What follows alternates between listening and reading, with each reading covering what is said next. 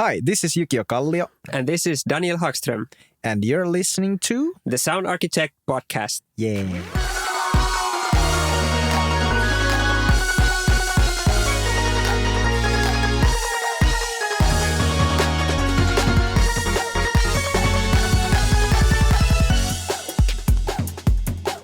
Hello, and welcome to the Sound Architect Podcast. I am your host, Sam Hughes, and today I'm joined by Jukio Kallio and Daniel Hagström, composers of the acclaimed release, Fall Guys. Thanks for joining me today, guys. How you doing?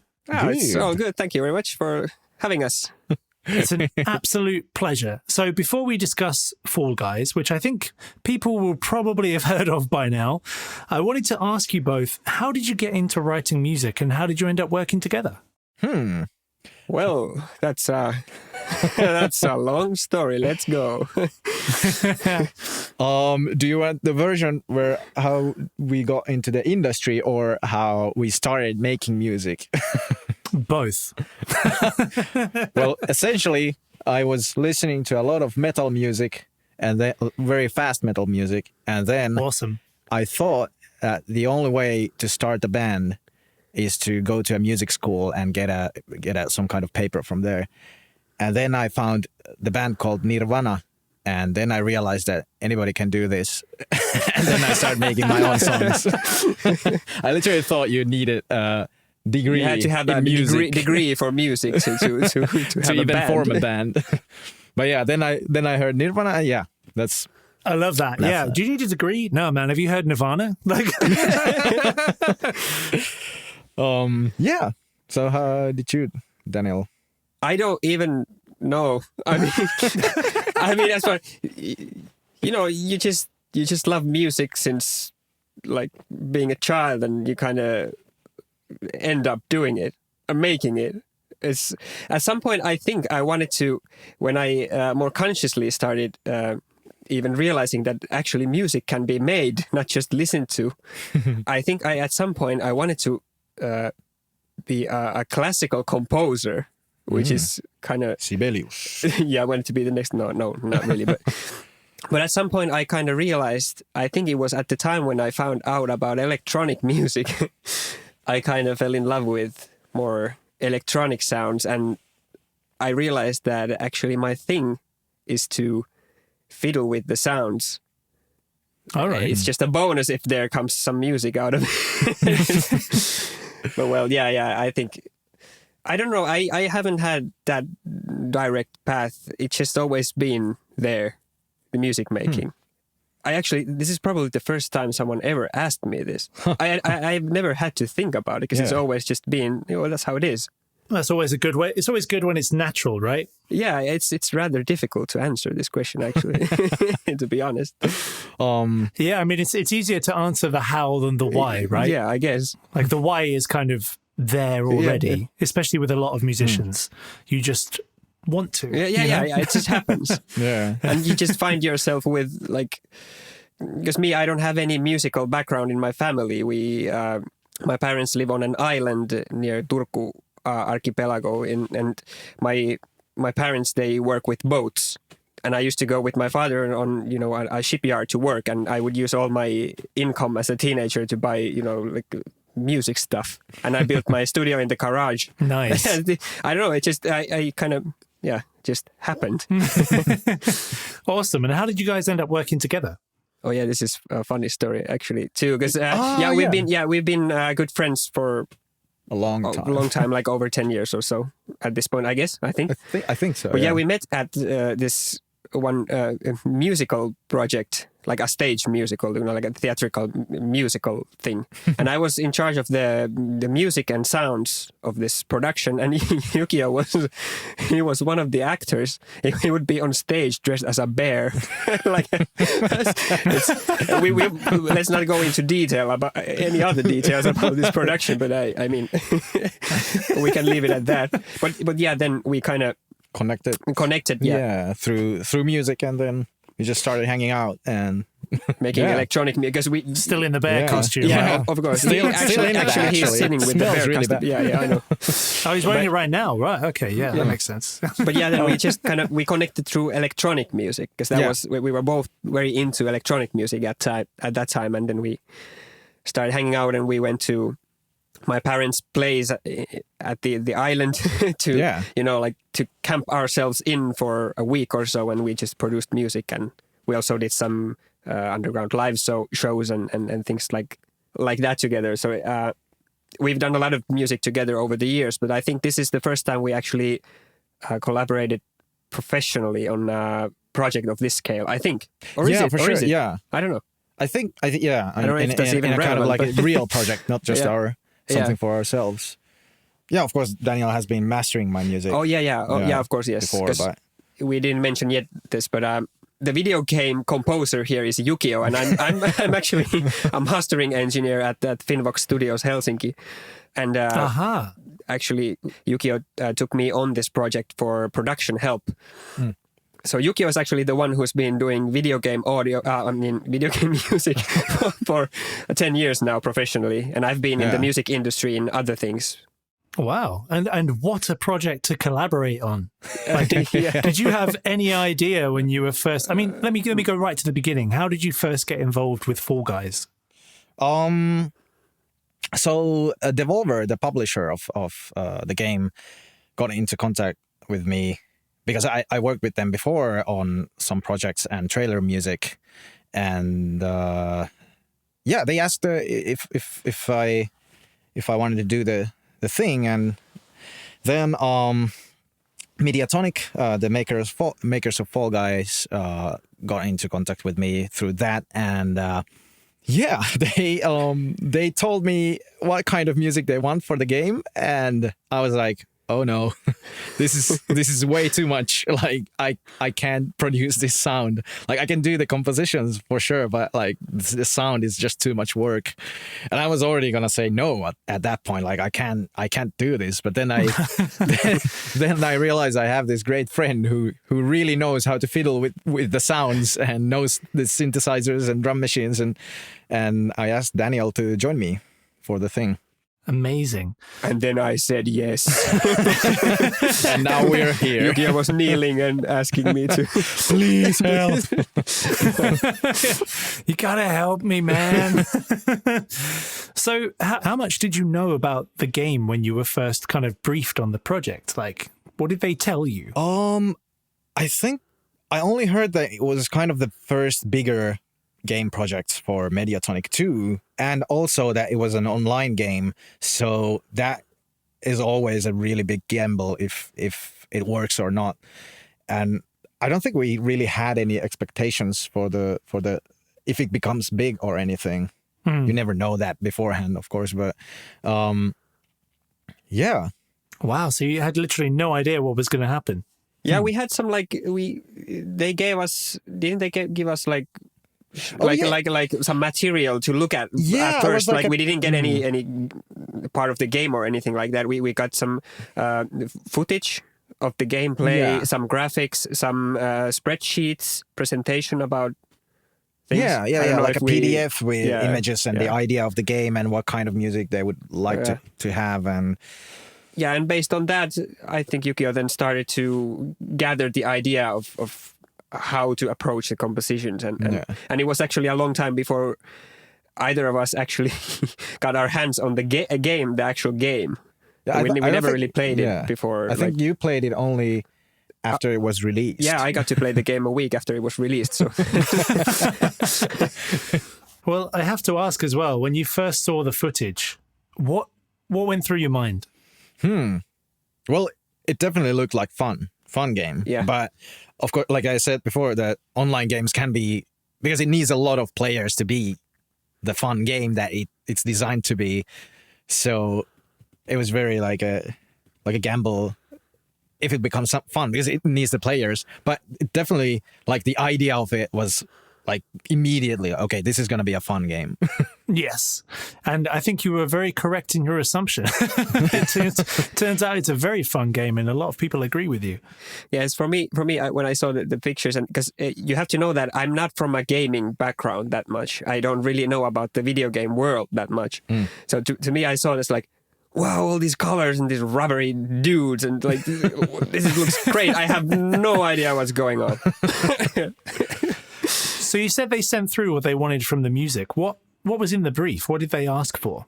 I think, well, for sure they wanted happy and energetic music. That was the idea. Yes, I and think they so. had some kind of like reference tracks also for like the kind of the style or The sound palette, I would say more. like what would be like what kind of feel they want for the menu and what kind of feel they want for team games and that kind of thing. Like usually when I start on a video game project, I of course like look at the game, like how it looks like, and try to like think how it could sound like. For example, with Fall Guys, it was definitely like happy, energetic, maybe a little bit intense sometimes, but mostly kind of happy like music. Yes. And then, but usually on top of that, I try to think something else that I mix into it. So it's not just that first impression, but there's something a bit more to that. For example, with Fall Guys, we watched a lot of like 70s and 80s sports TV themes. Themes, Oh, really? yeah. Those really cheesy and like 80s like funky ones, like synth drums and funky guitars. And actually like we tried to, like the first demos were kind of more that mixed into the electronic music, but in the end we decided with the Mediatonic team that we shouldn't go that way. And we went back to more of the kind of synth sounds, but from that I think a lot of the melodical and the rhythm kind of ideas still came from that, even if it doesn't sound like 80s sports music. Yeah, I would say the chunkiness. Yeah. And the thing that we kind of, when we got out of the 80s sports theme world and went back to this more synthy drum machine stuff, I think what we kind of figured out then is that while we wanted the music to be very tight and well, tight sounding, but we still wanted the synths and sound to be kind of loose and kind of soft sounding almost. So a lot of the synths are not like very hard hitting, like tang tang tang, or it's sharp. more sharp. Not really sharp, but they're more like They're tight, womp, but womp, like they're still tight. Yeah. The rhythms are tight. But I was going to say they're very sharp tight, and stabby. synths. Yeah. But still, they have that kind of softness, which comes from, I think, because Fall Guys is kind of this toy kind of world. So we wanted They're bouncy. Yeah, bouncy. Kind of. Yeah, that's a very good summary. Bouncy, I would say, is a very good description of the music and the game. But there's one thing that that's still there from the 80s and 70s sports themes. It's the slap bass that we don't talk about. Yes. Oh, that was awesome. And I have to say, I've played a lot of Fall Guys myself, and I do really enjoy the music. I commented on it straight away. And one of my questions for you, though, was so with a game like this, right, you jump in, you jump out, you play a lot of the same levels, you play a lot of the same game. How did you decide to write music that wouldn't get too repetitive or too annoying? Or did you think about that? I don't think we actively thought about that, but I definitely wanted to have a lot of melodies in it. Still have that, like the thematic kind of framework because the songs still sound like they're in the same world melodically too. But I think one thing that really helped, this wasn't like an active thought of not making repetitive music, but kind of I had this idea to have a lot of modulations in the compositions, which comes from the Eurovision song contest. We have this there's this joke that every Eurovision song has that modulation, like half a step up in the last chorus, and I wanted to take that as far as I can, and I have like many modulations per song, and that I think that helped a lot with the non-repetitive sound of the soundtrack. Like even reusing the melody many times in a song, if you just modulate it up and down all the time, it sounds new all the time, I think. Yeah, I mean, it keeps it fresh. Yeah. And one of the really fun thing as a composer that came out of that was, because the game music needs to be looping, was to kind of figure out the puzzle of how to modulate the thing down again. Like after modulating like 3 times, like how to actually make it loops smoothly. And that was really fun to try to like figure out what kind of tricks to use, like drum fills and stuff, and then modulate 2 times down, and it was really fun. Nice. Yeah, also in the sound department or the sound production used the variety of things and differences or say the contrast between different parts, that you make the sounds quirky enough so that they're really interesting, and they're like they fit well together between different parts, but there's still some differences if this makes any sense. No, Like I understand what you're saying, yeah. And you use the whole spectrum. Like you can have really soft to wobbly synths, and when you go to the next part, you might have this really like high-end hi-hat or something, or toy samples or something in there, and it's just this combined with all the modulations and different enough sequence, it kind of makes it like it's always interesting, and you always hear something new. That's what I think, at least myself, kind of.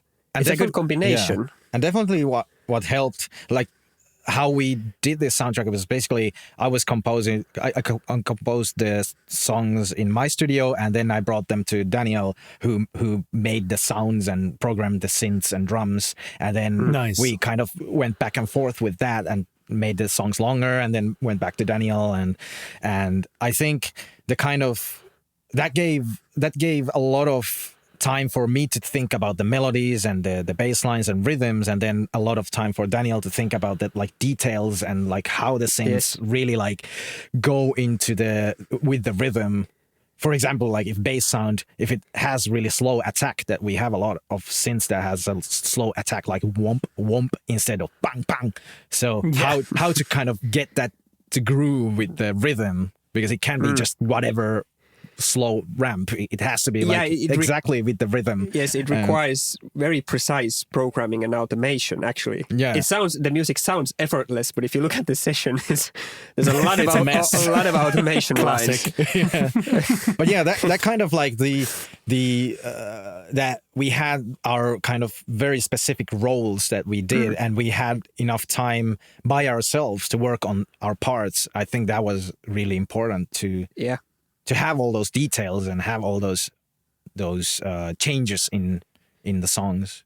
Yeah, because it is one of the trickiest things, because it is really good music, but you also don't want it to stand out too much. So it's got to be kind of defining music, but also sits back easily in your mind as you're playing, right? Yeah, it was surprisingly kind of, well, there was effort, obviously, but I mean, and a lot of hours in the end. a lot in the end. But it's kind of, when you have big projects, and there's this thing from some projects, you remember the stress and the kind of the waiting and the fixing and and like for this project, when I think back on it, it was fun. Kind of like it was really there was smooth. It was really smooth. Like there weren't major problems or anything. It just went. And definitely, I have to thank the Mediatonic team, who were really good at commenting and giving feedback, because that's also one thing that can change a lot between projects in video games. Like some people they don't know how to give feedback, and they start to micromanage all the little details, and like they don't give the room for the composers to work on their music, and they want to kind of like boss you around, and Mediatonic wasn't like that at all. They were always encouraging, and they always had like good kind of like a direction rather than feedback almost. Like they just said like, okay, this part is not as happy as we would like, and that was it. And then we made it happy, and then everybody was happy. Perfect combo. It sounds like it's one of the most perfect projects then, if everything just went smoothly. Well, I don't really, now that I think back on it, I don't really find that many things to complain about. It's weird. It's not, now that I think about it. Yeah. Well, while we were working, it was all, of course, like we were stressing, and like we wanted it to be good, and we wouldn't know before it was out if people liked it. But now that like thinking back, it was really smooth. Yeah, that's what I meant with what I said earlier, that when you think about some project that you've done, the only thing you remember is the stress and the anguish. But from this, I don't remember. There must have been some stress of course, and some always. desperation. I don't know, but I don't remember that at all. Yeah. That's weird. Well, that's always a good thing then. Yeah, that's a good thing. I think so. For sure. Well, because what I was going to ask next, if there was one, is what was your biggest challenge on the project? I have to think hard.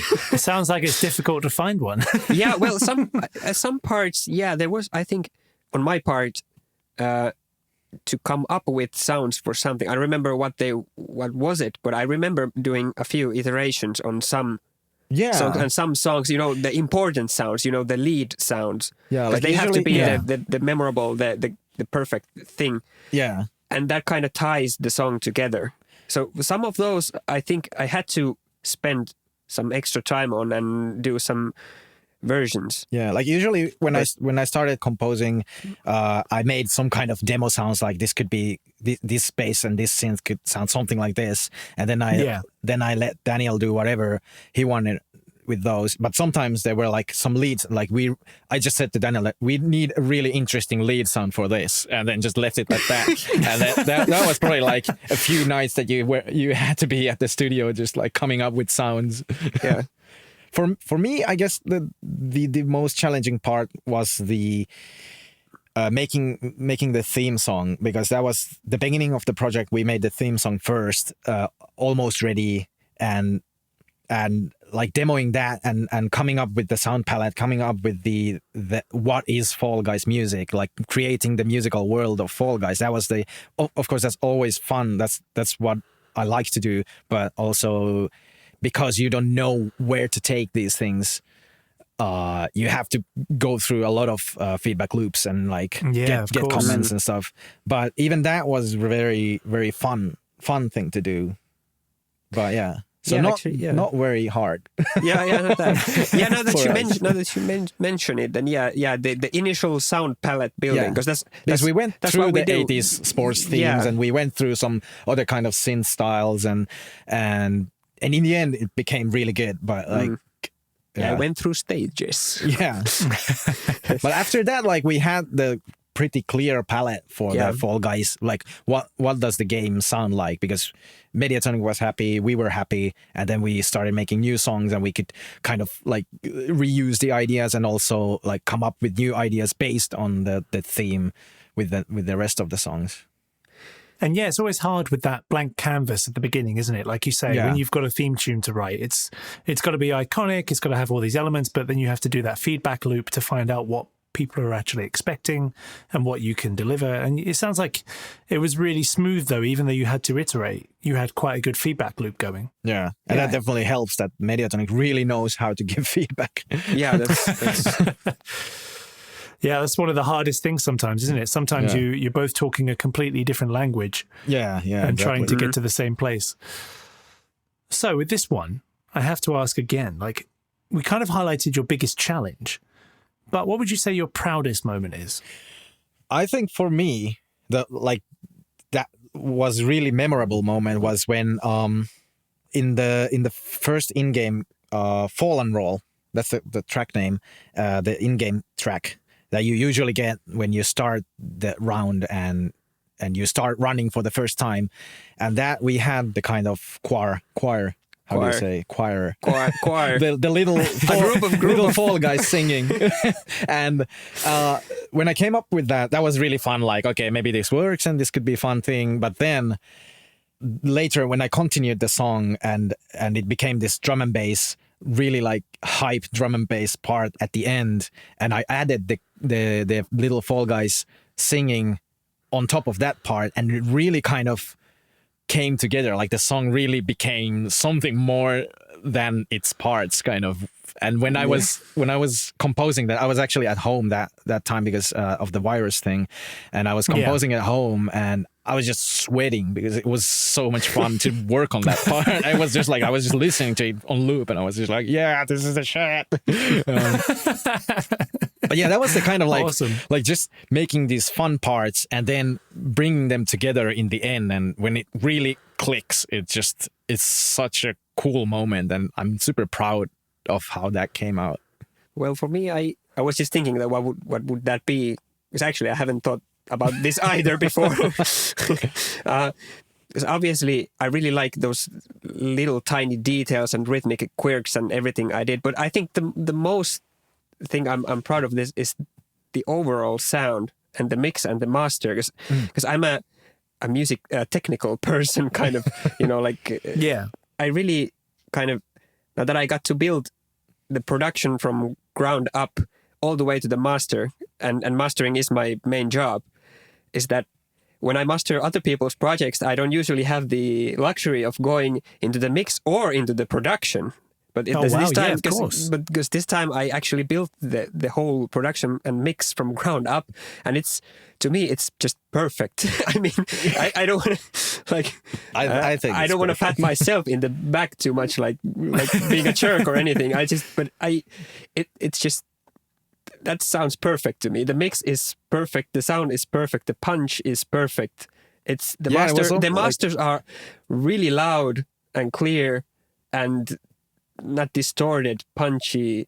The bass is perfect. I mean, and that's what I'm proud of. Yeah, you were kind of like, honest. I don't know, but I don't know if you were kind of half joking, but back when you said this, but you were like, you produced the songs, you made the synth sounds, and you kind of skipped the mixing part altogether. Oh, yes, you just like made it sound so good that it was ready for the mastering. Yeah. That's true. That's the way I produce myself, is that I just make the final sound right from the start.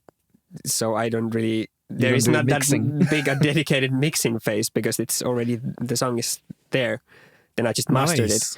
But it's easier to, because obviously it's still a mix, so it's easier to say. But I think that's the whole the sound of the soundtrack as a whole. Yeah, that's what I'm most proud of. Such a nice package. Because that's my kind of how do you say fetish? Oh yes. Mastering is my fetish. It's like. As a mastering professional, it's my greatest thing I'm proud of, is when I make something sound the absolute best it can. Yeah. And in this case, there is absolutely nothing in the soundtrack I would change or complain about. Yeah. So it's wow, nice. That's rare. That's it. You retire now. You made the final thing. Why not? So I was going to ask then. So it must be nice to have that foresight and be able to be involved so early in the production, right? Because like you say, you never have that luxury. And then this time you had the mastering in the back of your mind the whole time, right? So like you say, you practically skipped the mixing phase because you already had it in your head when you started. Yeah, that's the thing. I usually, when I start producing the sounds, I envision how the end product will sound like. Just the same as when I get a finished mix on my mastering desk, I envision how the final master sounds like, and then I work towards that. But in this case, I just kind of it was a little bit more than. Yeah. But yeah, that's my method. Amazing. And how has it been for you? Because Fall Guys just managed to hit everything all at once. Like the community was awesome and the music was awesome. The visuals are awesome. The game is awesome. And it just took off. You know, it's things like it's the most downloaded PlayStation Plus game ever. And how has that been for you guys? Like, that must have been crazy to see it all just go mental. Yeah, and especially what touches us the most is that the hype that the music got in Twitter, and that's crazy. Yeah, our Twitters are a mess. We can't follow them right now. Yeah, I get depressed when I open Twitter. It's always 50 plus notifications. Yeah. I actually it stressed me so much that I had to delete Twitter from my phone. Like, this was the first time. Oh, no. I'm like a heavy user of Twitter because it's part of my job and I need to like be active on there to get more work. Yeah. But now I just had to like delete it from my phone because I was looking at it too much. Like, I was just like 24/7 kind of customer service almost, and that was just too much. I literally had to rethink my relationship with social media because of the Fall Guys. And it's done good. It's done good for me. Like, my relationship wasn't really good before. Your relationship with social media wasn't good before. Yeah, for sure. And there's been so many articles about how the music is one of the reasons why the game is so addictive. It's crazy. Yeah, so crazy. Like, usually, like when articles are written from projects that I worked on, it's usually like a footnote that the music was good also or something. And now there's like entire articles about just the music, and it's so crazy. Yeah, it's insane. And so have you heard a lot from fans, or have you kind of received a lot of personal feedback on the music, or has it just been a lot of social media around it? Yes. Yes to everything. All of it. Yeah, well, there are a lot of requests to use the music on whatever, and a lot of just messages on Facebook and Instagram and Twitter, just like saying that the music is good. Yeah, it's so nice to get those comments, like just people just enjoying, especially like because of the virus thing, and everybody has to be at home and everybody's depressed kind of from that, and it's just like my favorite comments are people who are just like, this is exactly what we needed in 2020, Fall Guys and the music. Yeah, well, I mean, the music and the game and everything is so inoffensive. Like, there's nothing kind of negative about it. It's just pure positivity. Yeah, exactly. And that's really like, people really needed that right now. Yes, I think this 2020 was the year we needed this game. Yeah. I've heard some people come and say like that my children, they fall asleep very, very quickly when they like listen to this music, or they're really happy when they listen to, or there was this one video we got from the United States, I think it was, where his father filmed his two daughters, I think. They were playing on their backyard. They were dressed up as Fall Guys, and they were playing Team Tag, and they blasted the music from from the stereo. Yeah, that's amazing. Yeah, and the comments that moved me the most were people said that they listen to the soundtrack and they don't have to use antidepressants or something like that. I mean, I wouldn't say that's healthy. I mean, you should always follow your doctor's prescriptions. But I mean, if people are really enjoying the kind of the happiness of it. Yeah. If it helps people, I mean, that's more than you could ever hope for. Yeah. But don't stay off your antidepressants if you need them. Of course, always follow real medical advice. Yes. Don't just listen to the Fall Guys theme. It's not quite enough. Even if it has had like over 1 million hits on YouTube already, something like that. Yeah. On our official uploads, the main theme I think has 1 point something million at this moment. Yeah. And the rest have a lot. But I think combined it's around combined it's around somewhere 3 or 4 million. And of course there are a lot of fan uploads that have many views. YouTube is a wild west with fan uploads. Oh, of course, always will be, I think. Yeah, and the amount of remixes and covers and I've lost track. It's so like there's literally so many remixes that I can't follow that anymore. Like there's just so many that I can't listen to everything, and that's really crazy to me. Yeah. It's an honor that people. It's really cool. I'm so happy. And some of those remixes and covers, they are so cool. Like they're really well done and just inspiring. Like I'm so glad that we inspire people, and they are inspiring me with their remixes for sure. Nice. And I have to ask, there's always a metal remix. Has there been a metal cover yet? Multiple. There's been like 5. There's been a full album of those. I think. So does that bring you back to your metal days? Oh yeah, a little. I would like to make a remix album of your own metal cover. Yeah. Actually, one night I was super tired, and because of all the social media, I was still having that bad relationship with social media, and I was so tired at the night, and I was just looking at all the remixes. Like, there's so many, and I had like this serious thought that if I don't make a Fall Guys remix now, I'm gonna be left. You won't be on the bandwagon. I won't be on the bandwagon. And I was just like literally thinking that, and then I realized, wait, I am the bandwagon. That's amazing. I was so tired. I should do a cover quick before I don't get involved. Exactly. Hang on. So I'm not sure how much you're allowed to say on this, but you can't help but notice that Fall Guys says season 1. Yeah. So that would imply there's going to be more. Yeah, we can't really comment on if we can or will be working on the season 2.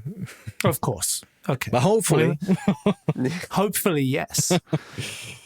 Okay, so I'm coming towards my final questions now. The first one being, and this can either be a short or a long question with people in our industry. What else are you currently working on that we can look forward to? Ooh.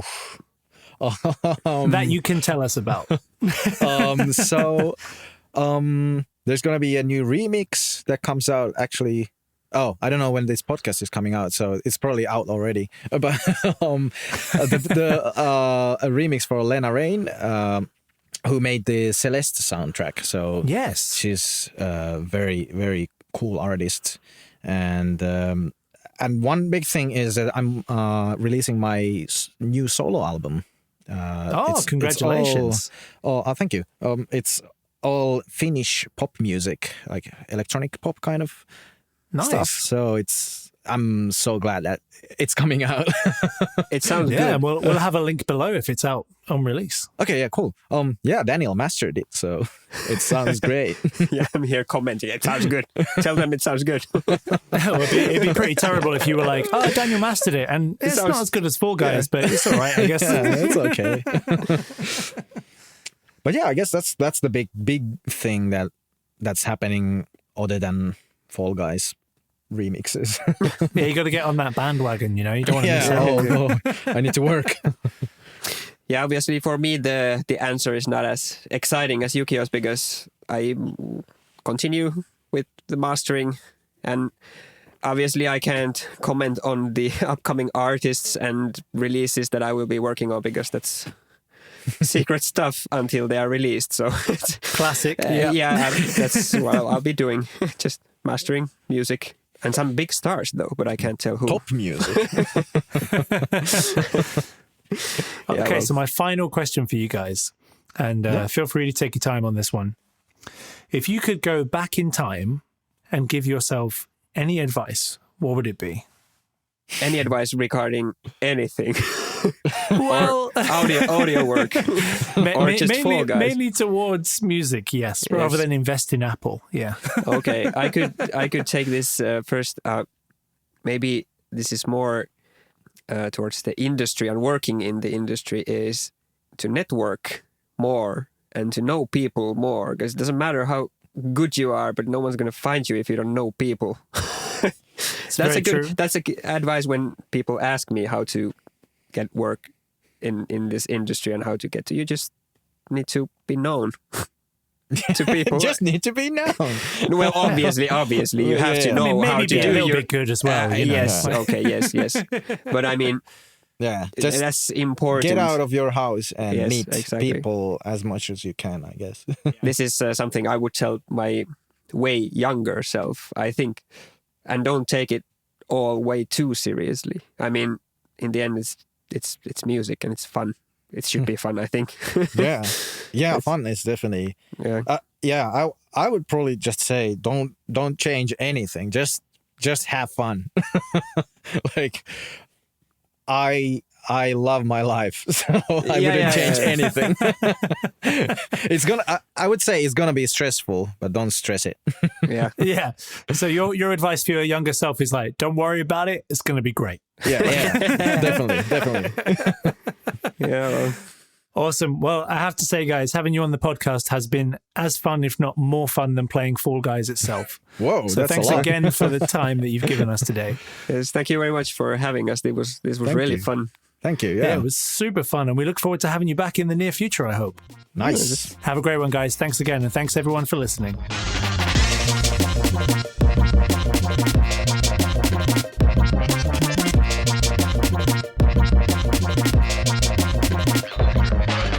Hey everyone, this is Sam. Thanks very much for listening to the Sound Architect podcast today. I hope you enjoyed this episode. If so, there are many ways you can support the show, which is incredibly appreciated. Obviously, there's the financial way where you can support us on Patreon, which is patreon.com/sounddesignuk. However, there are many other ways which also help, such as liking, subscribing, reviewing, commenting, and sharing via whatever channel you listen on. Thanks so much for your support already. It really is a work of passion for me, and I'd love to keep sharing the knowledge from all these talented and wonderful people. Thanks again, and catch you on the next episode.